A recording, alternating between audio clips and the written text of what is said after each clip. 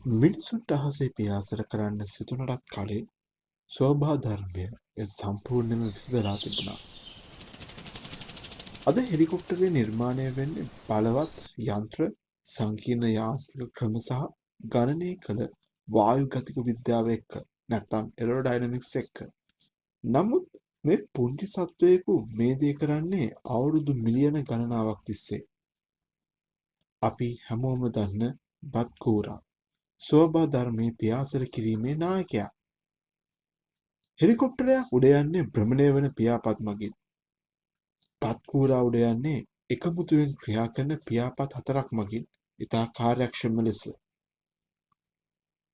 මේ බත්කූරාට පුළුවන් එක තැනක නිශ්චලව රැඳී සිටින්නට, ඉදිරියට පසුපසට පැත්තට පියාසර කරන්න, පියාපත් නොපැද්දීමෙන් පාවී යන්න, මොහොතකදී දිශාව වෙනස් කරන්න. අපි ගත්තොත් හෙලිකොප්ටරයක පාලන පද්ධතිය මේ සියල්ලම හෙලිකොප්ටරයක කරන්නේ සංකීර්ණ පාලක පද්ධති, ටේල් රෝටර්ස් සහ විශාල යාන්ත්‍රික සැකසුම් එක්ක. අපි ගත්තොත් බත්කූරාගේ ශරීරය මේක ස්වභාවධර්මයේ අපූර්ව නිර්මාණයක්. සමබරතාවයෙන් යුත් සරල නිර්මාණයක්.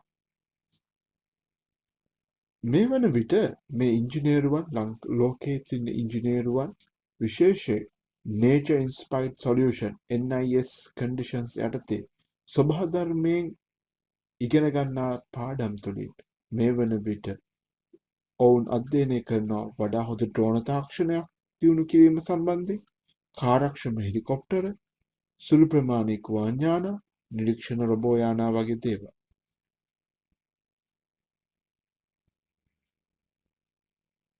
ස්වභාවධර්මය තමා ලෝකයේ ලොකුම ඉංජිනේරුවා. අපි මේ සියල්ලටම NIS Nature Inspired Solutions කියලා කියනවා. අපි නිර්මාණය කිරීමට පෙර ස්වභාවධර්මය විසඳුම දී තිබුණා.